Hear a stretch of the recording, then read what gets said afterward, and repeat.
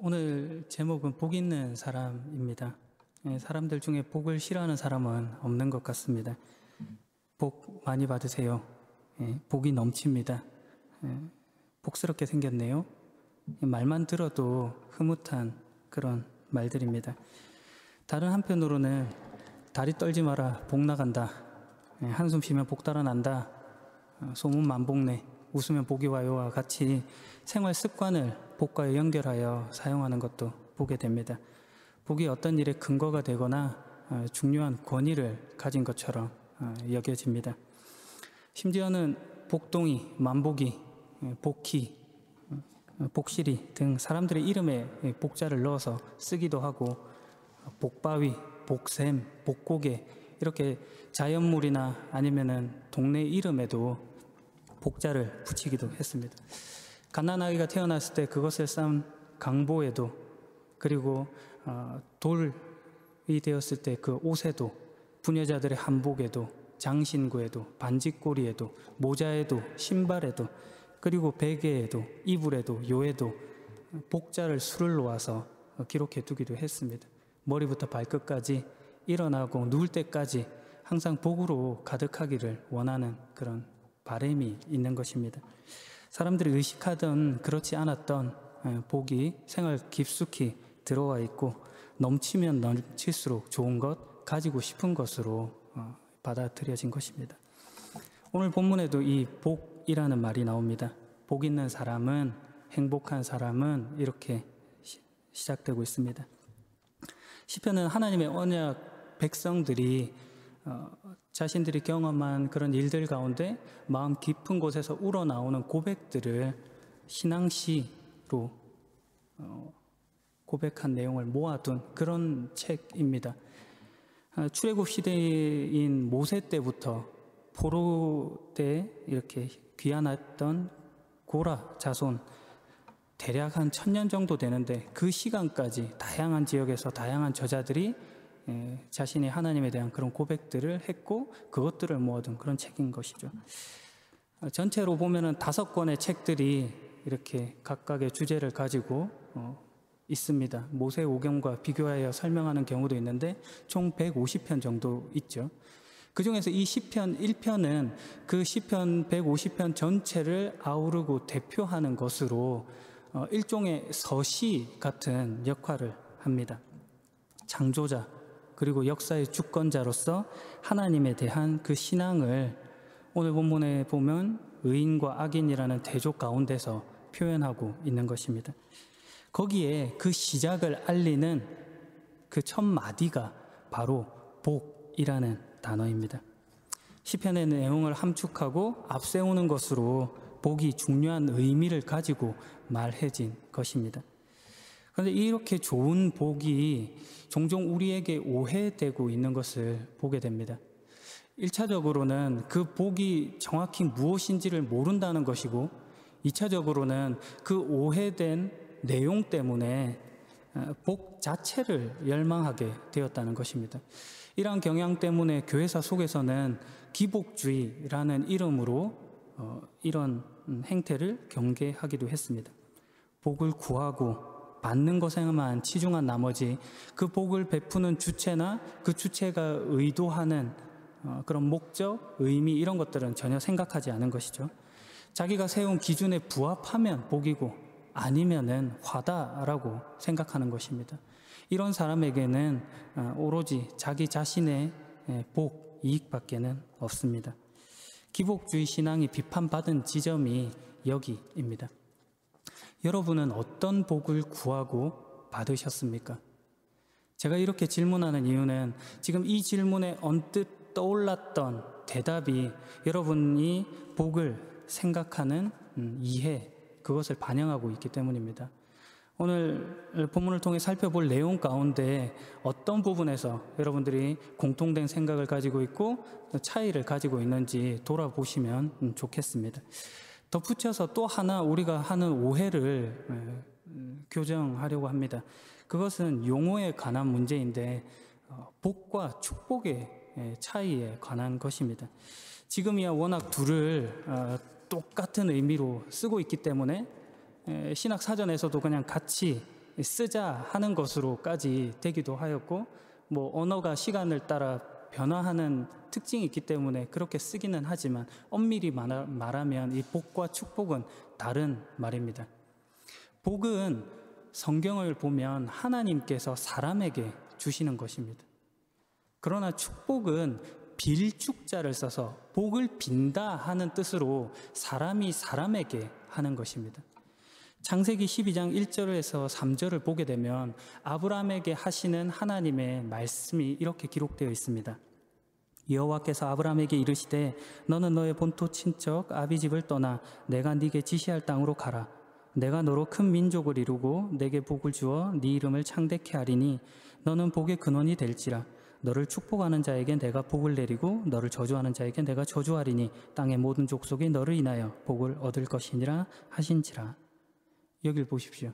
너를 축복하는 자에게 내가 복을 내린다라고 기록하고 있습니다. 복을 비는 것은 사람이 하는 것이고 복을 주는 것은 하나님이 하는 것입니다. 이 사실을 분명해야 합니다. 그러므로 우리가 무심코 하는 말 중에 하나님 축복해 주세요라고 하는 기도, 그런 말들 대신에 하나님 복 주옵소서 이렇게 말하는 것이 오히려 더 적당한 표현인 것입니다. 복은 하나님으로부터 옵니다. 이런 맥락에서 시편 1편 1절에 나타난 복이라는 말을 이해하면 더 좋겠습니다. 복 있는 사람, 행복한 사람이라고 하는 표현에서 복은 사람이 만들어내는 것이 아니다라는 것입니다. 우리가 하는 말을 한번 보십시오. 복 받으세요. 복 받는다.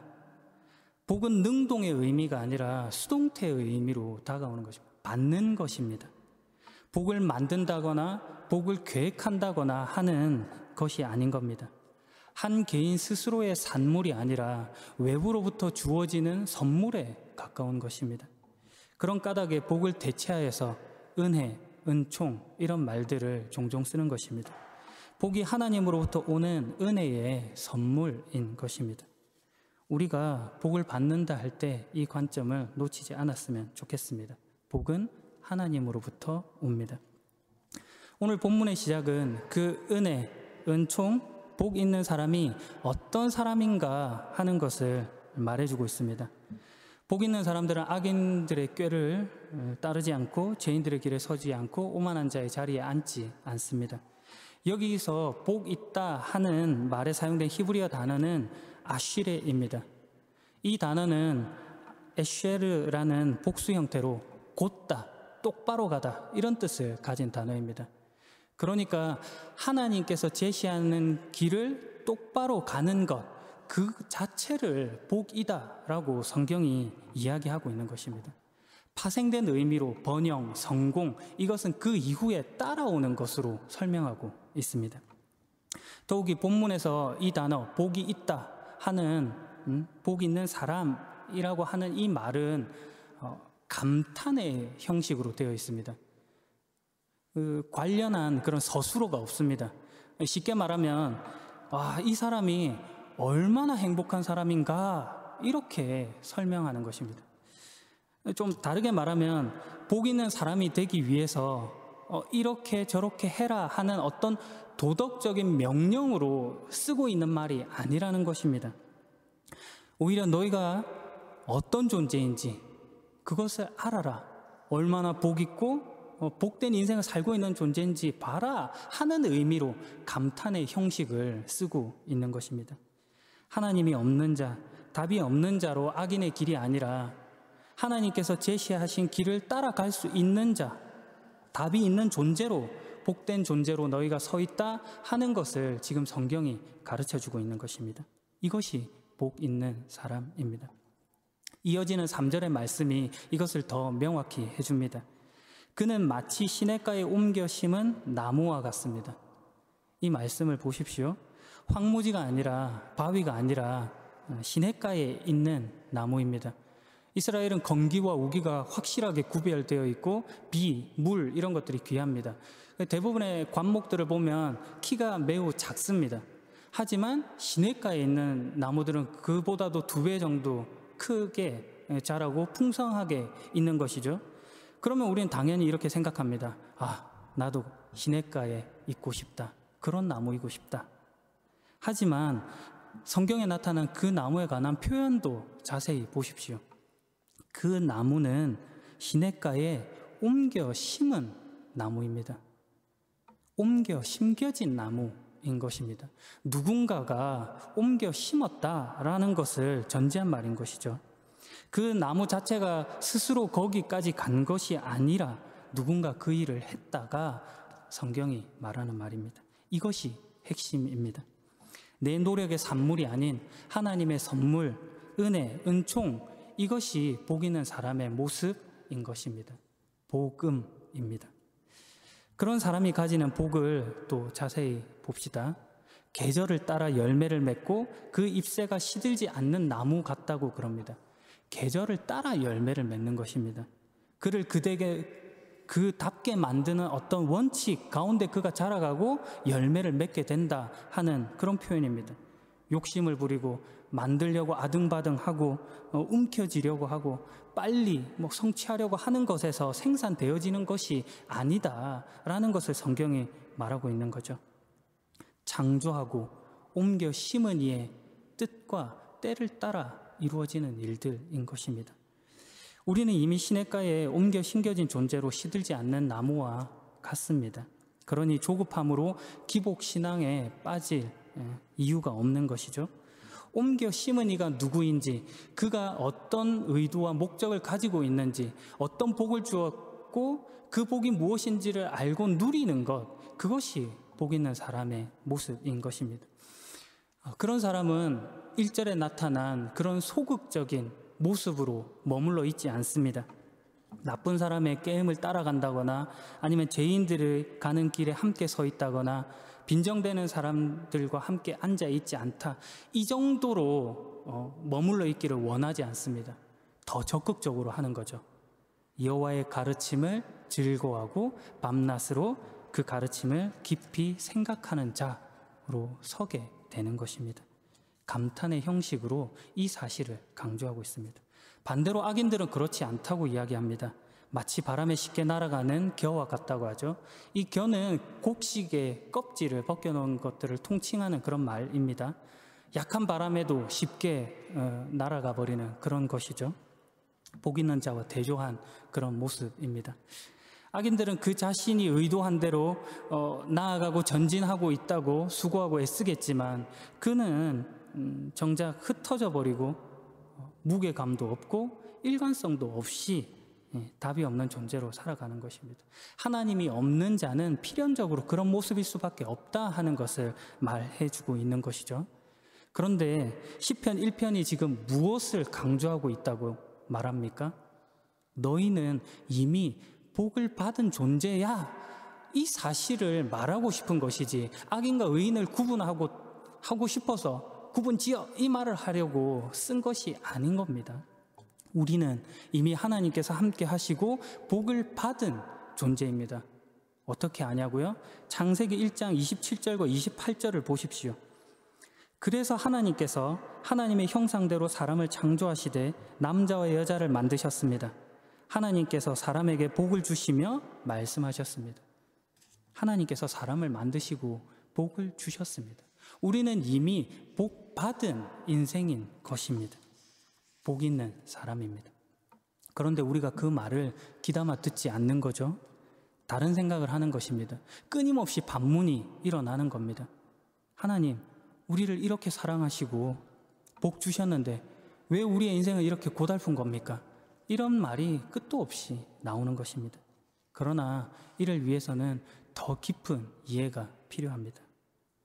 마태복음 5장에 가게 되면 소위 팔복이라고 불리는 내용이 나타납니다. 마음이 가난한 사람은 복이 있다. 하늘나라가 그들의 것이다. 슬퍼하는 사람은 복이 있다. 그들이 위로를 받을 것이다. 마음이 온유한 사람은 복이 있다. 그들이 땅을 상속받을 것이다. 의를 위해 줄이고 목마른 자들이 복이 있다. 그들이 배부를 것이다. 자비로운 사람은 복이 있다. 그들이 하나님의 자비를 입을 것이다. 마음이 깨끗한 사람은 복이 있다. 그들이 하나님을 볼 것이다. 평화를 위해 일하는 사람은 복이 있다. 그들이 하나님의 아들이라고 불릴 것이다. 의롭게 살려고 하다가 박해를 받는 사람은 복이 있다. 하늘나라가 그들의 것이다.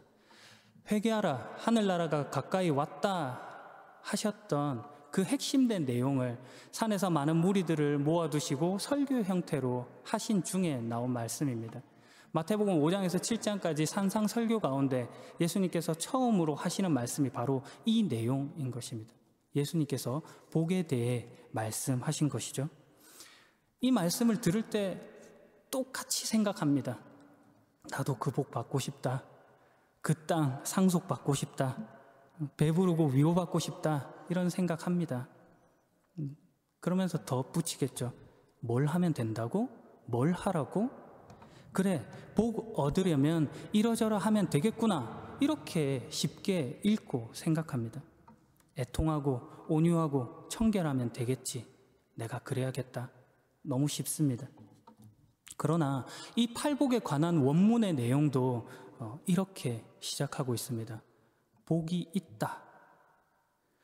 복이 있다가 먼저 선언되고 나머지 이야기가 나오는 것입니다. 다시 말하면 복 받으려면 이런 자격과 조건을 갖추어야지만 너희가 복 받는다라고 말하고 있지 않은 겁니다. 조금 더 이걸 과격하게 읽어본다면 이렇게 읽으면 더 좋겠습니다. 너희는 복되다. 가난하니까. 너희는 복되다. 애통하니까. 너희는 복되다. 줄이고 목마르니까. 이런 이야기를 지금 하고 있는 것입니다. 왜 그렇습니까? 성경이 하는 이야기는 하나입니다. 분명하죠. 그 자리에 예수님께서 찾아오셨다는 겁니다. 그 자리에서 위로를 주시고 자비를 주시고 천국을 주셨다. 이 이야기를 하는 것입니다. 팔복을 자격이나 조건으로 생각하는 사람에게는 예수님이 서 있을 자리가 없는 것입니다. 너희가 울고 못하고 가슴을 쳐도 상관없다. 내가 책임진다. 이게 주님이 하시는 말씀인 것입니다. 그러니 우리가 다른 인생을 살 수가 있는 거죠. 조급함, 분노, 막막함, 유행을 바라는 것에서 배짱을 부릴 수가 있는 것입니다. 세상이 가지지 못한 답을 우리만 가지고 있기 때문입니다. 시편 1편의 의인과 악인의 대조, 복 있는 사람과 그렇지 않은 사람의 대조를 통해서 강조하고 싶은 이야기가 그것입니다. 죽음이 끝이 아닌 세상, 사망이 힘을 쓰지 못하는 세상, 그런 소망을 가진 자로 우리가 서 있다는 겁니다.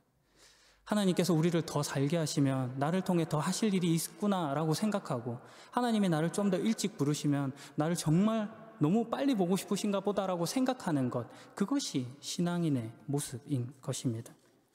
은혜의 선물을 받은 자로 우리가 당당히 서게 되는 것입니다. 우리는 복 있는 사람입니다. 마지막 이야기로 설교를 마무리하려고 합니다. 한자로 복복자를 이렇게 풀어보면 이렇게 구성되어 있습니다. 보일시, 한일, 입구, 밭전자입니다. 이 풀이된 내용을 가지고 조금 다양하게 해석할 수가 있겠죠. 이런 해석도 있습니다. 한일과 입구를 해서 한 사람, 한 입 해서 한 사람으로 보고, 밭자는 밭에서 나는 소출해서 어떤 재물, 재화 이런 것으로 보는 겁니다. 한 사람이 밭으로부터 얻은 어떤 것들을 다른 이에게 보이는 것, 그것을 복이다라고 생각하는 것입니다. 복을 그렇게 이해할 수 있는 것이죠. 당연히 그것은 복된 인생이고 흐뭇할 것 같기도 합니다. 그러나 오늘 우리가 살펴봤던 성경의 관점에서 본다면 이 사람은 부족함이 있는 것이죠. 성경에서 그가 내세워야 할 것은 하나님인 것입니다. 하나님이 복의 주체가 되신다는 사실입니다. 하나님은 참 선하셔. 잘되고 못되고에도 하나님은 참 선하셔. 그렇게 말할 수 있는 것, 우리 가운데 어려움이라고 느껴지는 것 속에서도 하나님을 고백할 수 있는 것, 그것이 신자의 품격이고 신자의 실력인 것입니다. 그 사람의 영혼은 반짝반짝 빛납니다. 오늘 그 선하신 하나님의 인자하심, 그 모든 것들을 찬양하기를 소망합니다. 창조주 하나님이 나의 아버지가 되시고 내가 그분의 자녀로 부름받았다는 사실에 배짱 있는 삶, 담대한 삶 살아가시길 예수 그리스도 이름으로 축원합니다.